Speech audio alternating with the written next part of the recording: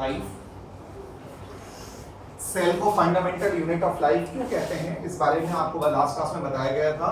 और सेल के अंदर प्रोकैरियोटिक और यूकैरियोटिक सेल, प्रोकैरियोटिक और यूकैरियोटिक सेल में क्या क्या फर्क होता है वो बात मैंने आपको बता दी थी।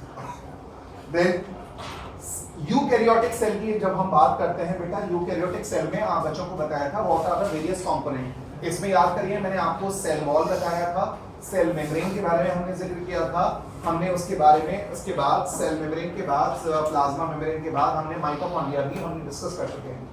आज जिस ऑर्गेनेल की तरफ हम जा रहे हैं, जिस ऑर्गेनेल के बारे में आप बच्चों को बताएंगे वो एक मेम्ब्रेन बाउंड ऑर्गेनेल है जिसको हम किस नाम से जानते हैं बेटा? प्लास्टिड्स। प्लास्टिड्स माइटोकॉन्ड्रिया की तरह, बाकी ऑर्गेनेल की तरह एक मेम्ब्रेन वाली ऑर्गेनेल है। सब बच्चे ध्यान दें प्लीज इधर। प्लास्टिड्स मेम्ब्रेन बाउंड ऑर्गेनेल को कहते हैं जिनके पास प्रॉपर मेम्ब्रेन होती है। ये सिर्फ यूकैरियोटिक सेल, बैक्टीरिया में कभी भी आपको ये प्लास्टिड्स नहीं मिलते। आपको याद रखने के लिए याद रखना कि P for plastids, P for plants, यानी ऐसी मेम्ब्रेन बाउंड ऑर्गेनेल जो आपको हमेशा कौन से सेल में मिलेंगी? प्लांट सेल में। ये they are never found in animal cell, ये हमेशा प्लांट सेल में मिलती हैं जिनको प्लास्टिड्स कहते हैं। बच्चों ये प्लास्टिड्स को हम ब्रॉडली 3 कैटेगरी में डिवाइड कर सकते हैं।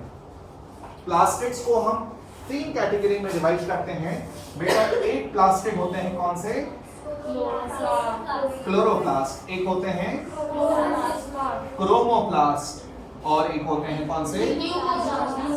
ल्यूकोप्लास्ट। ये 3 टाइप के प्लास्टिड्स प्लांट सेल में पाए जाते हैं। सुनो ध्यान से। क्लोरोप्लास्ट, क्लोरो मतलब होता है whenever you here the word chloro, chloro का मतलब होता है ग्रीन। जैसे हम कहते हैं ना cyano, cyano generally used for the blue colour, erythro used for the red colour, chloro means green, chloro means green. यानी क्लोरोप्लास्ट एक ग्रीन कलर का प्लास्टिड है जो सिर्फ किसमें पाया जाता है? प्लांट सेल में। ये क्लोरोप्लास्ट इसलिए कहलाता है क्योंकि इसके पास क्लोरोफिल होता है। क्लोरोफिल की वजह से, क्लोरोफिल होने की वजह से इसका नाम क्लोरोप्लास्ट है। ये ग्रीन कलर का प्लास्टिड है। इसको आम जबान में हम लोग किचन ऑफ प्लांट सेल कहते हैं। किचन ऑफ प्लांट सेल मतलब खाना बनाने। जैसे आपके घर में किचन है, आपकी मदर, आपकी वालिदा किचन में खाना तैयार करती हैं पूरी फैमिली के लिए, ऐसे प्लांट सेल के अंदर जो खाना बनाने का जो काम है वो इस ऑर्गेनेल पे होता है जिसका नाम क्लोरोप्लास्ट है। ये क्लोरोप्लास्ट को किचन ऑफ प्लांट सेल भी कहते हैं या फूड फैक्ट्री। फूड फैक्ट्री मतलब जहां पे फूड मैन्युफैक्चर होता है तो वो क्लोरोप्लास्ट में होगा। और बच्चों chloroplast kitchen of plant cell या food factory of plant cell, यहाँ पे फोटोसिंथेसिस का काम होता है। इधर देखो, क्रोम, क्रोम का मतलब होता है कलर, प्लास्ट मतलब प्लास्टिड। वो प्लास्टिड जो किसी प्लांट सेल को कलर प्रोवाइड करता है उसको हम क्रोमोप्लास्ट कहते हैं। जैसे आपने देखा होगा कई बार प्लांट के अंदर लीव्स में, प्लांट के अलग पार्ट में ब्राउन कलर आता है, किसी में रेड कलर होता है, किसी में अलग अलग कलर होते हैं। तो वो प्लास्टिड जो किसी प्लांट को कलर प्रोवाइड करता है उसको हम कहते हैं क्रोमोप्लास्ट। फॉर एग्जांपल आपने देखा होगा टोमेटो, टोमेटो के अंदर जो कलर होता है वो इस प्लास्टिड की वजह से होता है। कौन सा? क्रोमोप्लास्ट। तो इसका मतलब किसी भी प्लांट सेल में जो कलर देने वाले, कलर प्रोवाइड करने वाले प्लास्टिड हैं उनको क्या कहते हैं बेटा? क्रोमोप्लास्ट। अच्छा, प्लांट में ना अलग अलग टाइप के पिगमेंट्स होते हैं। जैसे आप लोग जानते हैं प्लांट्स में आपने क्लोरोफिल सुना है, क्लोरोफिल। आपके ब्लड में रेड कलर का पिगमेंट है कौन सा? हीमोग्लोबिन। हीमोग्लोबिन का कलर रेड बिकॉज ऑफ किसी भी ऑर्गेनिज्म के अंदर जिसमें कोई कलर्ड पिगमेंट होगा तो कलर्ड पिगमेंट होने के लिए बेटा उसमें कोई मेटल होना जरूरी है। आपकी बॉडी में वो मेटल है आयरन। आयरन की वजह से हमारा ब्लड के अंदर जो हीमोग्लोबिन है वो रेड है। Iron provide the red colour to the haemoglobin. इसी तरह से पौधों में, प्लांट्स में जो ग्रीन कलर का पिगमेंट क्लोरोफिल होता है वो क्लोरोफिल ग्रीन बिकॉज ऑफ किसकी वजह से होता है? कौन से मेटल की वजह से? मैग्नीशियम। अगर आपके अंदर आयरन की कमी हो जाए तो आपके बॉडी में आयरन की कमी होने से हीमोग्लोबिन कम हो जाएगा, जिसकी वजह से आपकी बॉडी का जो अपीयरेंस होगा समवॉट पेल, आपकी बॉडी पेल हो जाएगी। सिंपल वर्ड में कहा जाए आपके अंदर ब्लड की कमी हो जाएगी, खून की कमी हो जाएगी। इसको अनीमिया कहते हैं बेटे। हमारे अंदर आयरन की कमी होने की वजह से कौन सी प्रॉब्लम होती है? अनीमिया। ऐसे ही प्लांट्स में अगर मैग्नीशियम की डेफिशिएंसी हो जाए तो प्लांट में मैग्नीशियम की डेफिशिएंसी से जगह जगह से क्लोरोफिल गायब हो जाता है। इस कंडीशन को एक नाम देते हैं, ये प्लांट की डिजीज होती है, इसको क्या कहते हैं? क्लोरोसिस। क्लोरोफिल का डिप्लीट हो जाना, क्लोरोफिल का गायब हो जाना क्लोरोसिस है। क्लोरोप्लास्ट, क्लोरोप्लास्ट वो प्लास्टिड जो क्या करता है? ग्रीन कलर का प्लास्टिड होता है, फोटोसिंथेसिस में पार्टिसिपेट करता है, खाना बनाने का काम करता है। क्रोमोप्लास्ट कलर देता है, कलर देता है, और कलर देने के लिए इसमें अलग अलग पिगमेंट हो सकते हैं बेटा। इधर देखो, इसमें एक पिगमेंट ये वाला होता है, कौन सा? ज़ैंथोफिल, फ्यूकोज़ैंथिन। एक होता है फाइको एरिथ्रिन, फाइको एरिथ्रिन, ये रेड कलर का पिगमेंट होता है, ये ब्राउन कलर का पिगमेंट होता है। एक और पिगमेंट होते हैं जिसका नाम होता है कैरोटीनॉइड्स। तो बेटा ये पिगमेंट जो है, मैंने आपके यहाँ जो लिखे हैं, इन पिगमेंट्स की वजह से इस प्लास्टिड का नाम क्या है? क्रोमोप्लास्ट। तो क्रोमोप्लास्ट वो प्लास्टिड जो कलर देता है उसको क्रोमोप्लास्ट कहते हैं, और वो कलर किस वजह से देता है? क्योंकि उसके पास ये पिगमेंट्स होते हैं, ये वाले पिगमेंट्स की वजह से उनको हम क्रोमोप्लास्ट कहते हैं। बात समझ आ रही है? yes, उसके बाद आते हैं ल्यूकोप्लास्ट। बेटा ल्यूकोप्लास्ट, ल्यूकोप्लास्ट एक ऐसा प्लास्टिड है जो कैसा होता है? कलरलेस। ये इसके अंदर कलर नहीं होता। अब जाहिर है कलर नहीं है तो फिर कुछ काम तो होगा। इसका काम होता है स्टोरेज ऑफ फूड, खाना स्टोर करना, फूड स्टोर करना। ये काम किसका है? ल्यूकोप्लास्ट। अच्छा, फूड स्टोर जो करता है ना, इसके अंदर ल्यूकोप्लास्ट कौन सा खाना फूड स्टोर करता है उसके बेसिस पे इसके फर्दर 3 टाइप हो सकते हैं। इधर देखो, एक हो सकते हैं ल्यूकोप्लास्ट का एक टाइप है, कौन सा? अमाइलोप्लास्ट। बच्चों अमाइलो, बायोलॉजी में, साइंस में अमाइलो का मतलब होता है स्टार्च, यानी एक ऐसा प्लास्टिड जो क्या स्टोर करता है? स्टार्च स्टोर करने वाला जो प्लास्टिड होगा उसका नाम अमाइलोप्लास्ट होगा। जैसे पोटैटो, आलू जो होता है, आलू के अंदर आपने नाम सुना होगा sweet potato. Sweet potato, potato के अंदर स्टार्च होता है, तो इसलिए वो प्लास्टिड जो कलरलेस होता है, जो स्टार्च स्टोर करते हैं, उनका नाम अमाइलोप्लास्ट। एक होते हैं बेटा कौन सा? इलायोप्लास्ट। इलायोप्लास्ट वो प्लास्टिड होते हैं जो अपने अंदर क्या स्टोर करते हैं? लिपिड्स या फैट स्टोर करने वाले प्लास्टिक्स का नाम क्या है? इलायोप्लास्ट। और एक होते हैं कौन से?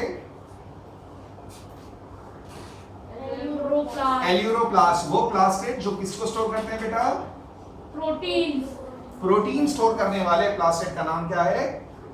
एल्यूरोप्लास्ट। तो आपको मैंने बताया प्लास्टिड मेम्ब्रेन वाली ऑर्गेनेल होती है, जिनके 3 टाइप बताए। कौन कौन से? क्लोरोप्लास्ट, ग्रीन कलर वाला प्लास्टिड क्लोरोप्लास्ट, जिसको किचन कहते हैं, खाना बनाने का काम करता है, फूड फैक्ट्री कहते हैं। दूसरा क्रोमोप्लास्ट जो कलर देता है, कलर प्रोवाइड करने वाला प्लास्टिड क्रोमोप्लास्ट होता है। कलर क्यों देता है, किस वजह से? उसके अंदर अलग अलग पिगमेंट हो सकते हैं। और नंबर 3 ल्यूकोप्लास्ट जो स्टोर करते हैं फूड। जैसे आपने देखा होगा आपके घर में आपकी अम्मी खाना बनाती हैं अलग अलग फूड में, ऑयल में, soybean oil, mustard oil, groundnut oil, olive oil, ये सारे जो तेल होते हैं oil, plants do contain fat, plants के अंदर भी फैट होता है। तो प्लांट के अंदर जो स्टार्च स्टोर करने वाला जो प्लास्टिड है वो कौन सा है? अमाइलोप्लास्ट। जैसे पोटैटो का एग्जांपल मैंने दिया। प्लांट के अंदर लिपिड या फैट को स्टोर करने वाला प्लास्टिड का नाम इलायोप्लास्ट, और प्लांट के अंदर प्रोटीन को स्टोर करने वाला प्लास्टिड क्या कहलाएगा बच्चों? यहाँ तक समझ आया सबको? ओके, अब आगे देखें प्लीज। कब कर दो बेटा? नाउ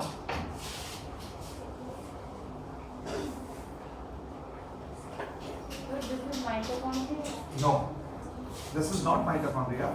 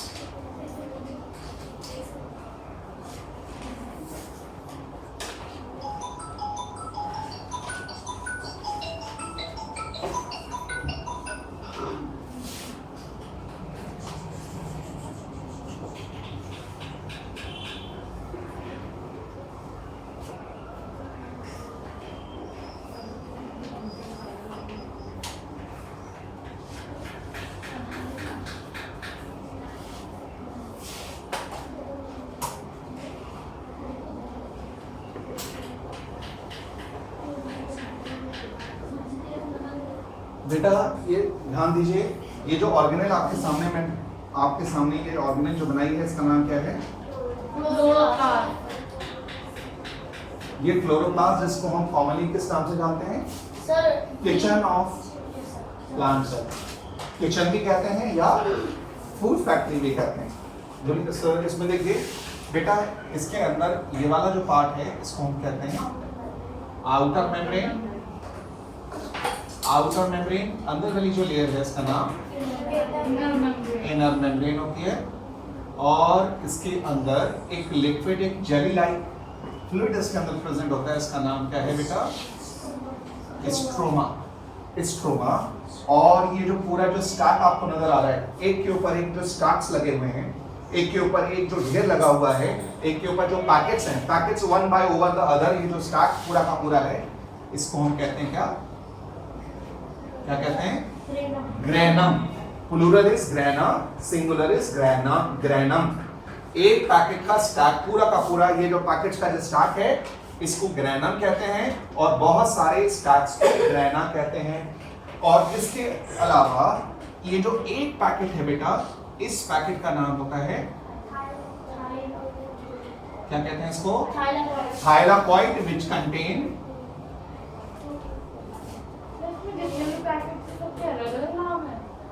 जी बेटा नहीं, ये पैकेट्स हैं, एक पैकेट को थाइलाकॉइड कहते हैं, बहुत सारे थाइलाकॉइड का जो स्टैक बन जाता है पूरा का पूरा स्टैक, उसका नाम ग्रेनम होता है। ऐसे बहुत सारे ग्रेना होते हैं। अच्छा, ये थाइलाकॉइड है, एक पैकेट, इसके अंदर सारे पैकेट्स में थाइलाकॉइड्स के अंदर क्या होती है भरी हुई? क्लोरोफिल होती है। और इनको आपस में, अच्छा इधर देखिए, इनको आपस में कनेक्ट करने वाले जो ये कॉर्ड्स आपको नजर आ रही हैं, इसको कहते हैं बेटा स्ट्रोमा लेमिली। स्ट्रोमा लेमिली कहते हैं। इसके अलावा इसके अंदर ये जो पार्ट आप देख रहे हैं ना, इसको कहते हैं 70S राइबोसोम। ये 70S राइबोसोम है और ये नेकेड डीएनए है।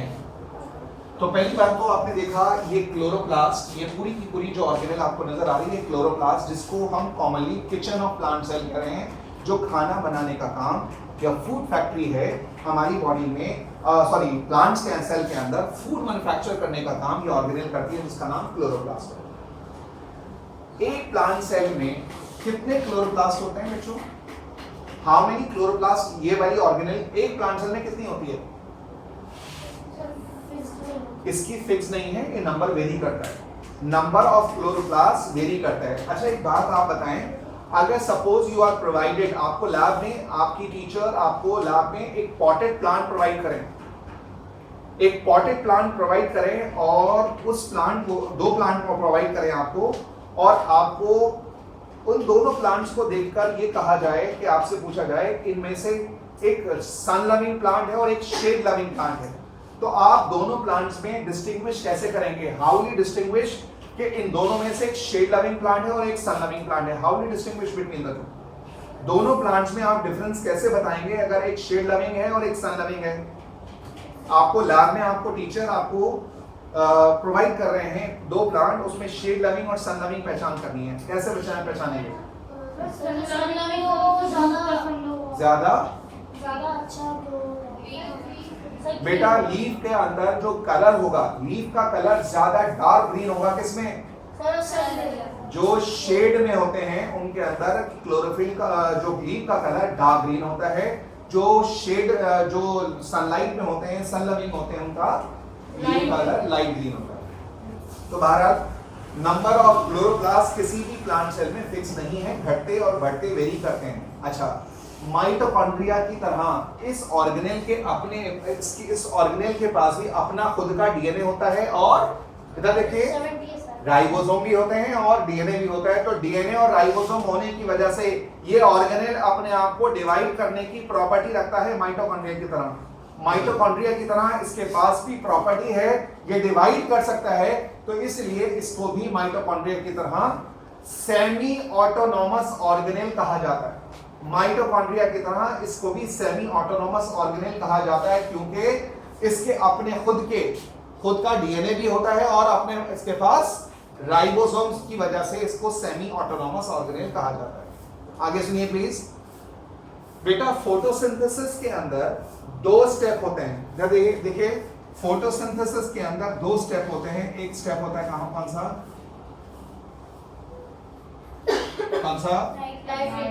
और दूसरा स्टेप होता है कौन सा? फोटोसिंथेसिस में दो स्टेप होते हैं, एक लाइट रिएक्शन होता है और डार्क रिएक्शन होता है। ये लाइट रिएक्शन का स्टेप कहां होता है बेटा? थाइलाकॉइड, इस थाइलाकॉइड के अंदर। और डार्क रिएक्शन कहां होता है? स्ट्रोमा के अंदर होता है। तो ये आउटर मेम्ब्रेन, इनर मेम्ब्रेन, इसके अंदर स्ट्रोमा, इसके अंदर एक पैकेट का नाम थाइलाकॉइड। थाइलाकॉइड के ऊपर एक के ऊपर स्टैक जो होता है, इस पूरे स्टैक का नाम ग्रैना। ये ग्रैना, बहुत सारे जो ग्रैना है वो आपस में कनेक्टेड होते हैं कॉर्ड्स के थ्रू, जिसका नाम क्या है? Stroma lamellae. इसके पास अपना खुद का डीएनए भी है, नेकेड डीएनए। इसके पास अपना राइबोसोम भी होता है। तो ये ऑर्गेनेल अपने आप डिवाइड करने की प्रॉपर्टी रखती है। ये सेल्फ रेप्लिकेटिंग होती है, इसलिए इसको सेमी ऑटोनॉमस ऑर्गेनेल भी कहा जाता है, जैसा कि माइटोकॉन्ड्रिया होता है। माइटोकॉन्ड्रिया की तरह ये डिवाइड करने की, रेप्लिकेट करने की प्रॉपर्टी रखता है। समझ आ रही है बात? आगे देखें प्लीज। तो क्लोरोप्लास्ट का नंबर किसी भी प्लांट सेल में फिक्स नहीं है और फोटोसिंथेसिस का प्रोसेस इस ऑर्गेनेल में होता है जिसका नाम क्लोरोप्लास्ट है। फोटोसिंथेसिस में दो स्टेप होते हैं, लाइट रिएक्शन और दूसरा step light reaction in packets के अंदर होता है। मेन काम जो थाइलाकॉइड, ये बताइए, हम और आप अपना खाना खुद मैन्युफैक्चर नहीं कर सकते, क्यों? बिकॉज हमारे पास क्लोरोफिल नहीं है। प्लांट के पास क्लोरोफिल होती है, तो क्लोरोफिल जो मॉलिक्यूल है ना, जो क्लोरोफिल पिगमेंट है, इसकी वजह से ये प्लांट लाइट एनर्जी को कैप्चर करके उसको कन्वर्ट कर देते हैं किसमें? केमिकल एनर्जी में। खाना जो बनाने का जो काम करते हैं वो प्लांट करते हैं इसी क्लोरोफिल की मदद से। क्लोरोफिल बात, तो ये किचन ऑफ प्लांट सेल क्यों है, समझ आ गया? इसके अलावा आपको मैंने बताया कि क्लोरोफिल कहाँ होता है। एक और बात से ध्यान रखना बेटा, क्लोरोफिल अलग अलग टाइप के होते हैं। एक क्लोरोफिल ए होता है, क्लोरोफिल बी होता है, क्लोरोफिल सी होता है, क्लोरोफिल डी होता है। अलग अलग टाइप के क्लोरोफिल होते हैं, लेकिन आमतौर पर जो आप अपने अराउंड प्लांट देखते हैं उसमें दो टाइप के क्लोरोफिल मिलते हैं, क्लोरोफिल ए और क्लोरोफिल बी। हायर क्लासेस में जब आप जाएंगे तो आपको बताया जाएगा क्लोरोफिल ए और बी के स्ट्रक्चर में क्या फर्क होता है। लेकिन बस आप फिलहाल ये याद रखें कि क्लोरोफिल के अंदर chlorophyll A, chlorophyll B, chlorophyll C, chlorophyll D, अलग अलग टाइप के क्लोरोफिल होते हैं। और ये सारे क्लोरोफिल का मेन काम लाइट एनर्जी को एब्जॉर्ब करके उसको केमिकल एनर्जी में कन्वर्ट करना होता है। समझ आ गई बात? प्लास्टिक्स क्लियर है? समझ आ गया? ओके, आप कर दो बेटे।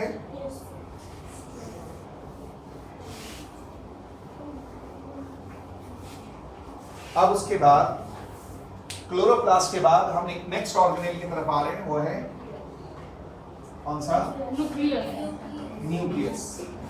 बच्चों, न्यूक्लियस को हम आम जबान में कंट्रोल रूम कह सकते हैं। सेल का कंट्रोल रूम, सेल का कंट्रोल रूम।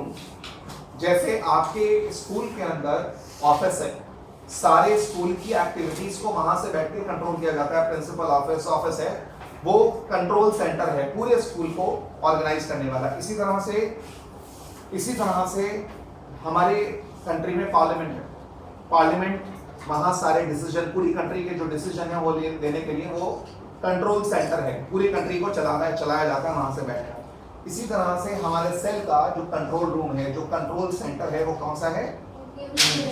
अच्छा, आपको ये बात मालूम है, ये न्यूक्लियस मेम्ब्रेन बाउंड ऑर्गेनेल है, ये हमेशा कौन से सेल में पाई जाती है? यूकैरियोटिक सेल में। They are not found in the prokaryotic cell. ध्यान दो इधर बेटा। पहली बात तो only found in eukaryotic cell. कभी भी प्रोकैरियोटिक सेल बैक्टीरिया में आपको ये न्यूक्लियस नहीं मिलेगा। सेकंड, अगर आपसे पूछा जाए कि एक यूकैरियोटिक सेल में कितने न्यूक्लियस होते हैं? एक यूकैरियोटिक सेल में how many nuclei are there? बेटा, एक यूकैरियोटिक सेल में कितने न्यूक्लियाई होते हैं? आमतौर पे तो 1 होते हैं, लेकिन देखिए कुछ फंगस के अंदर देखो कुछ फंगस के अंदर एक ब्रांचेस होती हैं। अगर आप फंगस को देखें ना, फंगस के अंदर इस तरह की ब्रांचेस होती हैं, उनको हम एक नाम देते हैं, क्या कहते हैं, क्या कहते हैं, हाइफी। फंगस जो होती है, जैसे फंगस है राइजोपस, आपने देखा होगा ब्रेड के ऊपर जब लग जाता है, ब्रेड को आप खुला छोड़ दें तो उसके ऊपर एक फंगस लग जाता है जिसको आम जबान में आप कहते हैं ब्रेड मोल्ड या राइजोपस। तो उस राइजोपस में, ब्रेड मोल्ड के अंदर अगर आप माइक्रोस्कोप में देखेंगे तो उसमें ऐसे स्ट्रक्चर नजर आएंगे जिनका नाम होता है हाइफी। इसको मैं थोड़ा बड़ा करके यहां दिखा रहा हूं, ये हाइफी आप देखेंगे, इधर देखिए, ये फंगस सेल्स हैं, इनके बीच में ये जो पार्टीशन आप देख रहे हैं इनका नाम क्या है, इसका नाम होता है सेप्टा। अच्छा ये बताइए, एक सेल के अंदर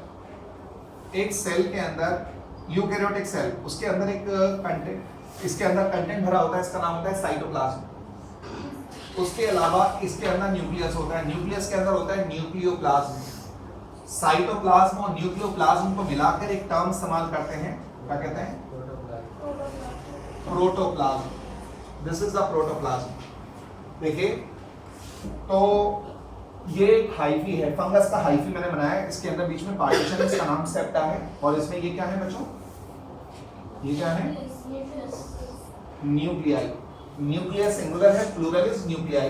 तो इस फंगस के हाइफी में, फंगस की ब्रांच के अंदर बहुत सारे इसके अंदर सेल्स आपको नजर आएंगे जिसके अंदर इस तरह से न्यूक्लियस होगा, लेकिन और इसमें सेप्टा होता है। आमतौर पे इसमें पार्टीशन होता है, लेकिन कुछ ऑर्गेनिज्म ऐसे हैं, कुछ फंगस ऐसे होते हैं जिनके बीच में ये सेप्टा नहीं होता। अगर ये सेप्टा नहीं है तो हम कहेंगे कि ये कॉन्टिन्यूअस लेयर ऑफ प्रोटोप्लाज्म है, यानी कभी कभार एक ऐसी स्टेट मिलेगी कि जिसके अंदर हाइफी जो होंगे कैसे होंगे,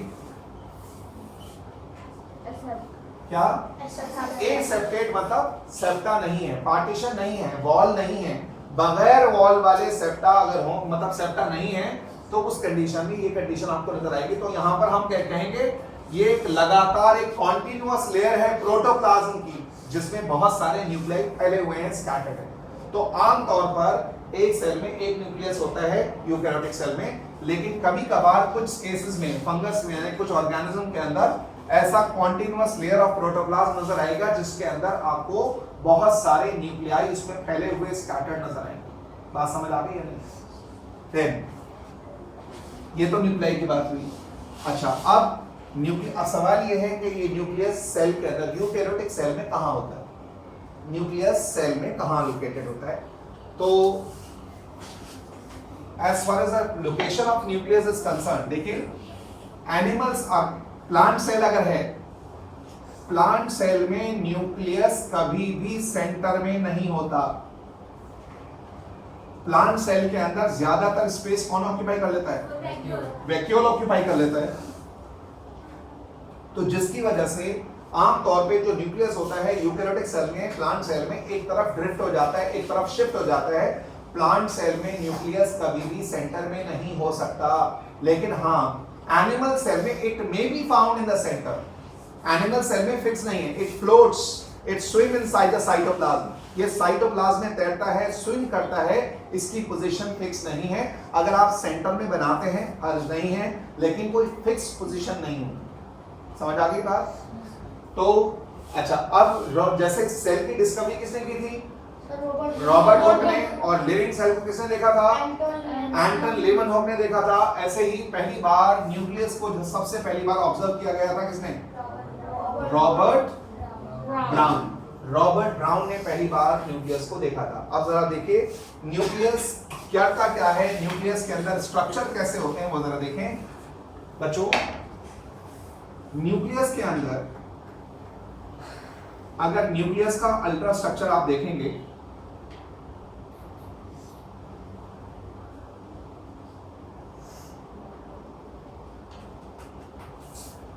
न्यूक्लियस माइटोकॉन्ड्रिया की तरह, क्लोरोप्लास्ट की तरह ये भी डबल मेम्ब्रेन ऑर्गेनेल है। इसके अंदर भी क्या होता है, देखो क्या होते हैं इसके अंदर, क्या होते हैं बच्चों? पहली बात तो डबल मेम्ब्रेन होती है, एक आउटर मेम्ब्रेन होती है, एक इनर मेम्ब्रेन होती है, और इसके अंदर बहुत सारे पोर्स होते हैं। देखिए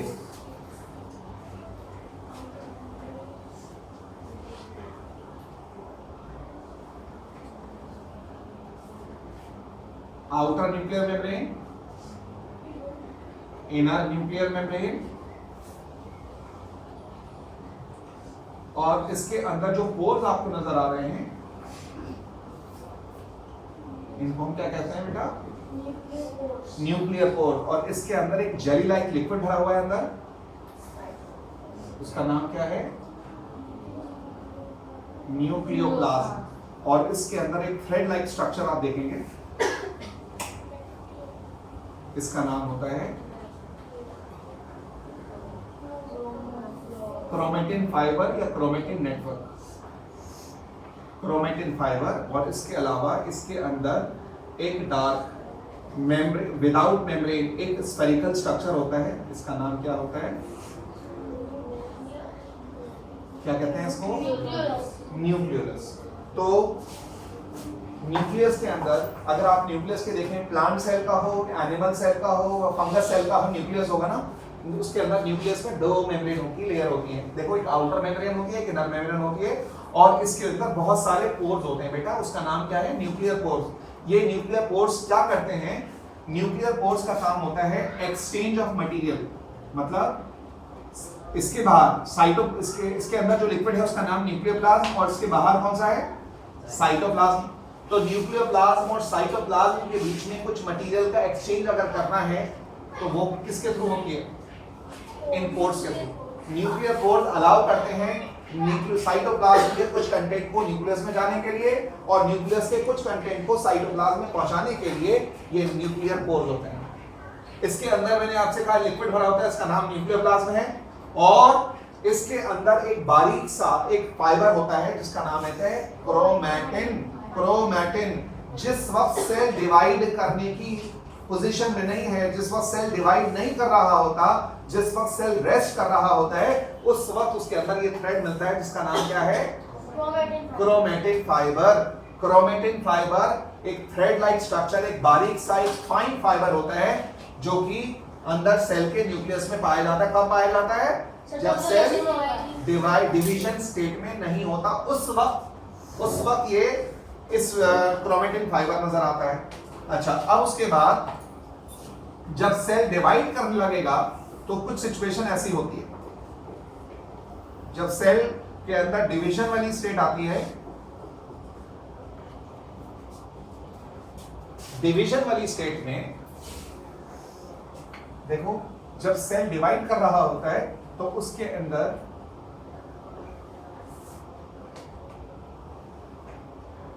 न्यूक्लियस, न्यूक्लियर पोर्स, और उसके अंदर बच्चों इस तरह के स्ट्रक्चर देखने को मिलते हैं।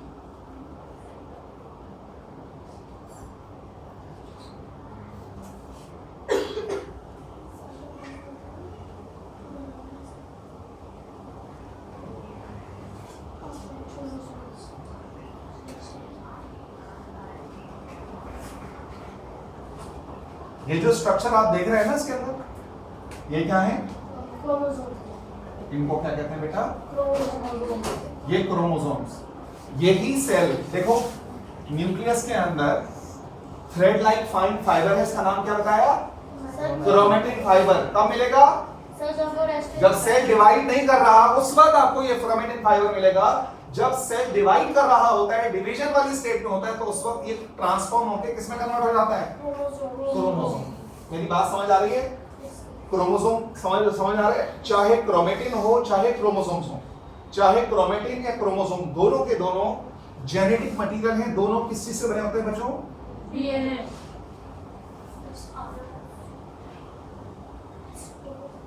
किसका? Histone protein. डीएनए और हिस्टोन प्रोटीन। डीएनए और हिस्टोन प्रोटीन, ये जो क्रोमोसोम्स हो या क्रोमैटिन फाइबर, अगर आप इसको जूम इन करके बड़ा करके देखेंगे अल्ट्रा स्ट्रक्चर माइक्रोस्कोप में, तो ऐसा स्ट्रक्चर नजर आएगा। मतलब ये बना होता है केमिकली डीएनए और हिस्टोन प्रोटीन का। बात समझ आ रही है? इधर देखिए, ये क्रोमैटिन फाइबर आपको तब नजर आएगा जब सेल डिवाइड नहीं कर रहा है। जब सेल डिवाइड कर रहा होता है तो ये कॉइल होके कंडेंस हो जाता है छोटे से स्ट्रक्चर में जिसका नाम क्या है? क्रोमोसोम। डिवीजन के टाइम में, सेल डिवीजन के टाइम में ये क्रोमैटिन किस पे कन्वर्ट हो जाता है? ये बताओ, आप कभी भी देखेंगे जब आप अपने स्कूल में बायोलैब में जाएंगे, आप स्लाइड बनाएंगे, अनियन पील की स्लाइड बनाएंगे, टोमेटो की स्लाइड बनाएंगे, किसी सेल प्लांट सेल की स्लाइड बनाएंगे। जब स्लाइड बनाई जाती है ना माइक्रोस्कोप में ऑब्जर्व करने के लिए, तो उसको स्टेन किया जाता है बेटे। स्टेन का मतलब एक डाई होती है अलग अलग कलर की, वो डालते हैं और उसको ताकि वो माइक्रोस्कोप में विजिबल हो। तो इसलिए हम आमतौर पे उसमें स्टेन का इस्तेमाल करते हैं। इधर देखिए, तो सेल के अंदर, न्यूक्लियस के अंदर जो पार्ट ऐसा होता है जो कलर एब्जॉर्ब करने की प्रॉपर्टी रखता है, उसलिए उसका नाम देखो क्रोमैटिन, क्रोमोसोम। क्रोम का मतलब अभी भी बताया था मैंने, क्या होता है क्रोम का मतलब? कलर। तो the part of the nucleus which is able to retain the colour, चाहे सेल डिवाइड जब नहीं कर रहा, तो जब आप उसमें स्टेन डालेंगे तो इसमें क्रोमैटिन फाइबर के अंदर कलर नजर आएगा, ये कलर वाला फाइबर नजर आएगा। और अगर जब सेल डिवीजन वाली स्टेट में होगा तो उस वक्त क्रोमोसोम नजर आएगा। बात समझ आई? यहां तक सबको समझ आ गया?